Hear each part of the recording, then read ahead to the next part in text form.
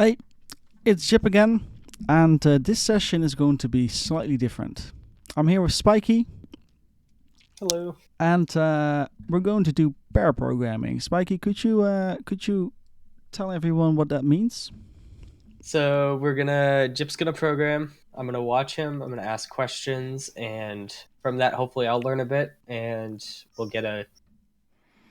See, I messed it up already. Yeah, but What do I that's say? that's Say, fine. I hate this. Yeah, but that's fine. That's fine. It's we totally didn't try to prepare that the first 10 seconds, and we nailed it.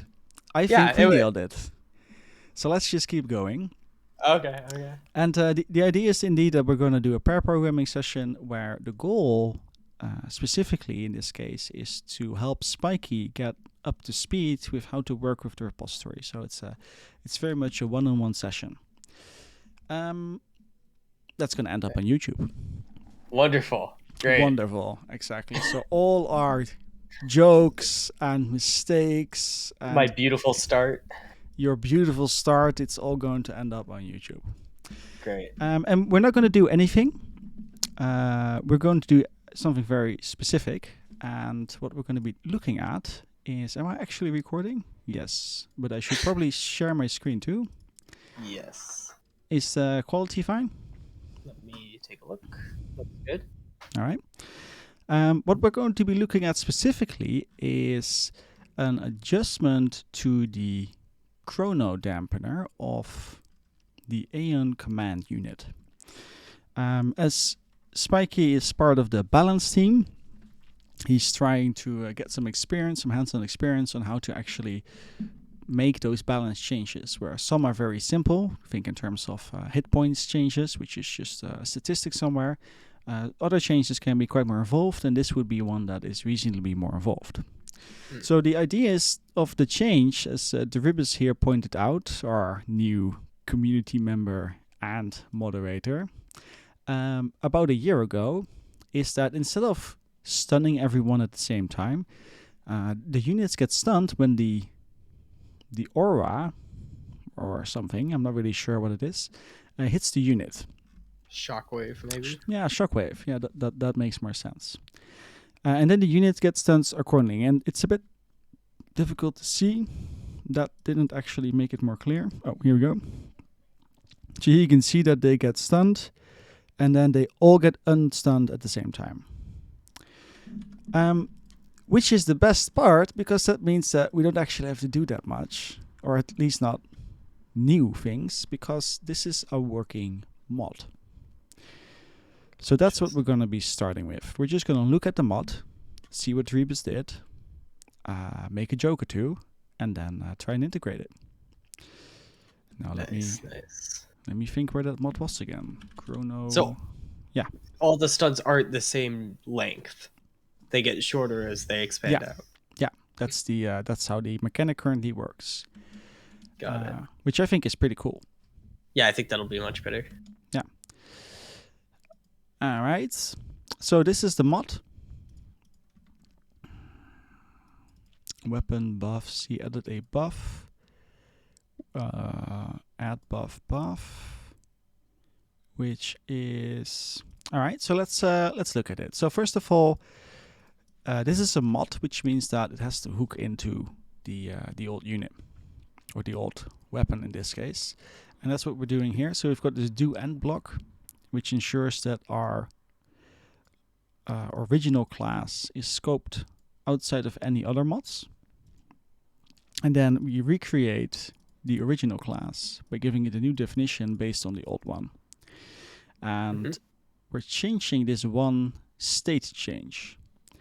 And the state change is easiest shown when I look at a shield. A state essentially is very much like a state machine. I don't know if you're familiar with that, Spikey? Not off the top of my head. All right, let me go and make a paint drawing then. So the idea of a state machine is that you have very specific functionality and data, and that you define moments, functions that allows you to switch from in between various states. So for example, we could go from A to C, and then from A we can go back to C or go to B, and then B can only go to, that one is absolutely not visible, B can only go back to A again. I see. And each state, as we can see, for example, in this file, has a bunch of functions. The main function is always run when you enter the state, and all the other functions are essentially overriding the functions of the actual class itself. Okay, so like shield on would have code to turn the actual shield on, and then shield off would that makes sense. Exactly. So that's what the main is for. Yeah, Okay. exactly. So what we do then, if you want to change state, that's what you're seeing here. If we want to do the if we want to do the attachment check and we're attached, then we go to the off state, right? For the shield, when you try to enable the shield but you're on a transport, we don't want it to enable, so we go back to the off state. So in this case, we have an arrow from assuming that this is on, right? Then we have an arrow to B, which is off, right? Yeah. And then similarly, we keep going like that until we're doing the actual logic, or etc. Got it. All right, that makes sense. And weapons, in particular the default weapon, the projectile weapon, has a whole bunch of states, which is a pain in the eye for from a performance perspective. But we have the idle state, weapon is not firing. We have the rec salvo charge state, which is if you're thinking about the Aeon Tech 2 point defense, is the moment it starts charging. Got it. The fire ready state, which means essentially I'm done charging. The firing state, where you go pew pew. And then we have the reload state, and unpacking and packing for example, tech for artillery that have to pack and unpack. Yeah, makes sense. And the death state. Okay.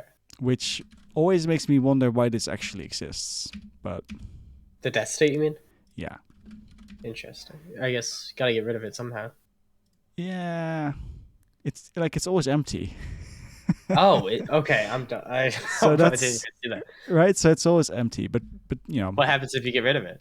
Well, that's a good question, because we have the code base in the repository, but we also have to maintain compatibility with all the mods that were made maybe years ago. Oh, maybe that's what it's for. So you could have something happen when it dies. Yeah, that's probably why they added it. Which is very enthusiastic, because they don't use it themselves. But that's probably why it's there. Interesting. And if we look at the mod, when we start firing, we do something. Well, right before you start firing, right? Let me check that. Fire ready state, and then you had the. Sorry, the names are confusing. So overcomplicated. Yeah. Yes. I agree. Let's see. I think this is. Yeah. Oh wait, is it? Sorry, can you go back to the mod? I think I misread because both the names are super. Right. Okay, got it. Sorry, my bad. Yeah, I think this is the firing state. Got it. And what we do in here is, let's see what we do in here. We get the blueprint of the weapon. So the blueprint is physical, or how it looks, or the stats. Everything. So for example, let's look at the blueprint of the command unit. Oh, okay, like that. This is the blueprint. Got it. And in this case, we're retrieving the blueprint of the weapon. So we are only retrieving one of these tables. So that would be either this one, that one, this one, that one, etc. So we will be retrieving one of these. So it's specific, or getting a specific weapon, not all of them, right? Yeah, the weapon that we are currently working with. Because what happens at the start, if we go, not inside the mod, every unit has a bunch of weapons. There it is. Yeah, yeah. And when you have, for example, a script, then those weapons are initialized. Got it. Okay, makes sense. So these are this separate instances in that sense. Got it. And yeah, that's all shown on the unit database like that. Yeah, exactly. I see. That is something I'm familiar with. Look at that. And then we have some wait statements aligned to wait a tick, which is a multiple of 50. That's oddly specific. Yeah, that's interesting. We do an audio, a shoot sound. Yep. We do an effect sequence. We do an economy drain. We do the callbacks. So this is a callback. When you go to weapon, defaults, weapons. This is a callback function so that mods can hook that. I see. And then we retrieve the buff. What's the buff? The buff that he adds here, I think. So that will be a stun, some radius, and... so that's what will be happening to every unit that's being stunned. Okay, got it. But this is the buff blueprint, so that would be just this information right here, right, that we're retrieving. Then, for some reason, he doesn't retrieve the duration from the buff, but sets it himself. I'm not really sure what this is. An int, obviously. How do you not? Is that well? If it's an int, then it should be that or that. Oh wait, that's funny. I didn't even notice that. Yeah. Okay, so I think this is just the number of sections that we have. So we have 10 slices, right? Because when the animation happens and you want it to happen... Oh yeah, so it divides up the duration? Yeah, exactly. So, and then the first unit is stunned for 3.5 seconds, and the last one is only stunned for 0.35 seconds. Got it. So we've got 10 steps, essentially. And then for every... And then for every step, we reduce we define the radius, and then we apply the buff. Wait, but isn't the goal for it to end at the same time end at the same time for every unit stunned? Yeah, but that's what happens here, right? Because but if you're adding the buff, wouldn't the buff... Wait, just go back to the buff real quick. This one? Yeah, so it has a duration of one for every... Yeah, but we reapply it every time. Oh, okay, I see. I think I understand. Yeah, I think at least. Add buff. Because you see what I mean, though? Like, if you're adding the same buff to every unit without repeating it doesn't make much sense. I think what happens here... Okay, so let's dive into this. Let's look at this add buff code. We go back. Let's close this. Close orders. Go to unit.lua. We have add buff. This is the function that is being called here. Self.unit is the owner of the weapon. Yep. So that means that this is the command unit. Got it. And then the buff has... Oh, why is this? Yeah. The buff has buff type stun. So we end up in here. We get enemy units in a sphere.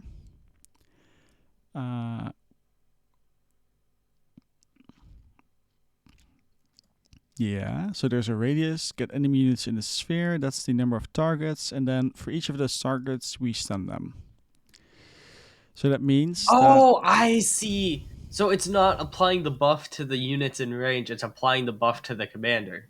Well, that makes sense. Well, it has a radius, right? So it's looking for enemy targets in range. Yeah, I see exactly what's happening now. Yeah, but it's a bit weird because you're right, because it seems like it's adding the buff to the command unit here. Yeah. Well, no, it seems like it's adding the buff to the targets. That's what my brain made me think. But I see now it's adding it to the commander, and then the add buff method finds the targets. Yeah, exactly. That finds the targets right here. Got it. Which is again a bit odd in how this works in practice, but that's how we defined it in the base game. So, and then we stun those units for 1 second each time. But because we do this every iteration, then re-adds the buff to the closer unit. Exactly. So we start small because that we start with the units closest, and then we re-add the buff constantly as we grow. Understood. Okay, so that's how this works. I'm not sure why we wait 5 ticks here. Maybe that's for the effect to happen. Oh, that would make sense. Let's see. Yeah, I think that's the case. So that you align. Yeah. Because otherwise it would be random. You'd have no way of knowing. Yeah, otherwise the first few units would be pretty random, yes. Yeah. Makes sense. All right. So yeah, it's pretty simple logic once I understand how the add buff works. Yeah. And then we've got 2 emitters here that he changed. So the original effect is quite a bit smaller. Mm-hmm. And he made it larger. So that makes sense. I think it's a bit too large, but range-wise or visually? Visually. I think that it should end somewhere here. Yeah. But it keeps going already. You see that? But that's yeah. But that's an easy tweak, so that shouldn't be too difficult. But as far as stats of the weapon go, it's going to be the same. I think that's so, all just the way it looks. The emitter's the way it looks. Yeah. Looks. Okay, it's just an effect, just something for your eyes, the aesthetical part. Yeah, I don't see that anymore. Linux does not support chrono effects, doesn't support commander upgrade effects. I don't know why. I'm trying to figure it out. I found a post about it, but I haven't seen those in years. Yeah, I know from P4 blog that on Linux there are no effects at all. There's some. You can see some stuff, but that's interesting. That's some. Like stuff. I can see all commander guns except for Aeon. That's it's crazy. Yeah. That's pretty weird. Yeah, but that's a different story. Sorry. But maybe it's not that weird. No, let's not look into that right now. But maybe they use a different vendor pass. Anyway. I can fix that. That would be crazy. Exactly. Suddenly, all Linux users would have effects again. Yeah. All right. So let's start integrating this. Now, we already have the unit, right? That's this one, and it has this chrono dampener weapon. Mm-hmm. So we can go to the definition in Aeon weapons. So we go to Aeon weapons. And here's the chrono dampener, and this is the old effect. Yep. Which again has that wait ticks in it. Where's the actual logic in that? What do you mean? The actual stun. Because under right between those two lines, the weapon fired and the wait ticks, there would have been the logic. That's a very good question. Because that's what I was looking at earlier, and I couldn't find anywhere where the actual stun happened. I think this is the stun right here, the buff at least. Yeah, but where is that applied? That applies in the do on fire buffs. Oh, okay, got it. And then we end up with weapon, I think. And that applies the buff to the unit itself. Got it. Just like Deribus did in his mod right there. Okay, I see. And the buff is defined inside of the unit's BP? Typically, yes. Okay. The weapons. It's defined inside the weapon. Yeah, because this is a weapon buff, but it can also be, for example, units have their own buff table as well for regeneration in this case. That was going to be my question. How could there be multiple? Usually those buff tables are very much the same, I was going to say. There you go. Yeah. I think it depends on tech. Just bet. All right. So now we have a pretty good idea on how to tackle this. Mm-hmm. And as with any session, I try to make 20-minute sessions.